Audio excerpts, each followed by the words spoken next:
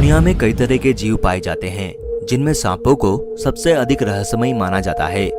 खासकर इच्छाधारी सांपों को, जो अपनी इच्छा से कोई भी रूप ले सकते हैं और अपनी शक्तियों से किसी को भी नुकसान पहुंचा सकते हैं। माना जाता है कि प्राचीन काल में नाग और नागिन एक साथ थे। तभी कुछ शिकारियों ने उन्हें देख लिया। उन्होंने नाग और नागिन पर हमला कर दिया, जिस वजह से नाग की जान चली गई और नागिन भी बुरी तरह से घायल हो गई। नागिन को बहुत ज्यादा तकलीफ और दुख का सामना करना पड़ा। उसके बाद उसने शिवजी की पूजा की। वे उसकी पूजा से बेहद खुश हुए। उन्हें उस नागिन पर दया आई और उन्होंने नागिन को चमत्कारी शक्तियां दी, जिससे वे कभी भी अपना रूप बदल सकती थी, साथ ही किसी से भी अपनी सुरक्षा कर सकती थी। वो कोबरा प्रजाति की थी।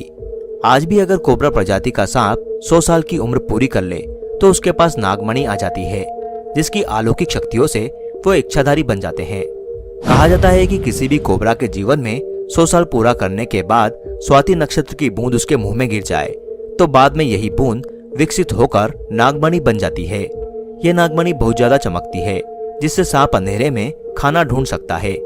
ये सांप की सारी इच्छाएं पूरी करती है। अगर किसी को यह नागमणि मिल जाए तो वो हमेशा स्वस्थ रहता है और उसे पैसों की कभी कमी नहीं होती। उसकी सारी इच्छाएं पूरी हो जाती है। इस नागमणि की वजह से प्राचीन काल से ही सपेरे नाग नागिन की तलाश में रहते थे। नाग नागिन के किस्से भारत में ही नहीं बल्कि दुनिया भर में प्रचलित है। चीन की लोक कथाओं में 2 ऐसे सांपों का जिक्र मिलता है जो एक दुर्गम पहाड़ पर रहते थे। सैकड़ों साल की तपस्या से वे सुंदर महिलाएं बन गई थी, जो प्राचीन चीनी शहर के पास एक झील में रहती थी। इसके अलावा चीन के मशहूर कवि ने एक ऐसे सांप के बारे में लिखा था जिसका दिन के समय आधा शरीर सांप का और आधा महिला का था। वो दिन में लोगों को अपने पास बुलाती थी और रात में उन्हें मार देती थी।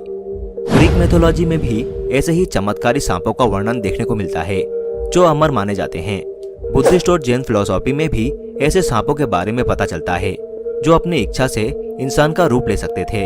हिंदू मैथोलॉजी में भी महाभारत में वर्णन मिलता है कि भीम के बेटे घटोत्कच का विवाह एक नाग कन्या से हुआ था। महाभारत में एक और जगह वर्णन मिलता है कि जब अर्जुन इंद्रप्रस्थ से 12 साल के वनवास के लिए गए तो वे पूर्वी क्षेत्र की ओर गए थे। एक सुबह जब वे गंगा नदी में स्नान कर रहे थे, तभी किसी ने उनका पैर पकड़कर पानी के अंदर खींच लिया और अपनी शक्तियों से उन्हें धरती के अंदर दूसरे लोक में ले गई। वो एक नाग कन्या थी जिसका नाम उलूपी था। उसने अर्जुन से शादी करने को कहा, लेकिन अर्जुन ने कहा कि वो अभी वनवास में है और उन्हें ब्रह्मचर्य का पालन करना होगा।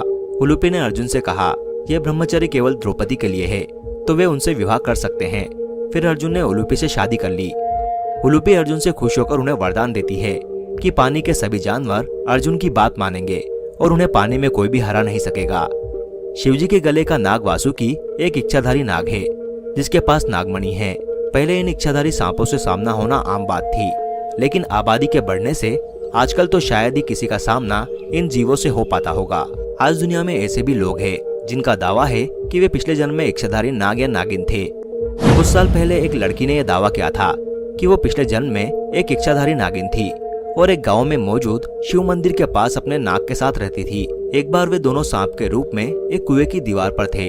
तभी अचानक एक नेवले ने उन्हें कुएं में ढकेल दिया, जिससे उन दोनों की मृत्यु हो गई और उनका पुनर्जन्म हुआ। लोगों ने लड़की की बात पर ध्यान नहीं दिया। फिर वे उस गाँव में गए जहाँ वह लड़की कभी नहीं गई थी। लोगों को पता चला कि उसकी हर एक बात सच थी और ये भी माना कि नाग नागिन का जोड़ा शिव मंदिर के पास रहता था और उनका शरीर उसी कुएं में पड़ा मिला था। तो दोस्तों, आपको क्या लगता है, क्या सच में इच्छाधारी सांपों का अस्तित्व होता है या फिर ये कपोलकल्पित बातें हैं? हमें अपने जवाब कमेंट बॉक्स में जरूर लिखें। साथ ही अगर वीडियो अच्छा लगा हो तो इसे लाइक और शेयर करना ना भूलें। और अगर अभी तक आपने हमारे चैनल को सब्सक्राइब नहीं किया है तो चैनल को सब्सक्राइब कर घंटी के बटन को भी जरूर दबा दें,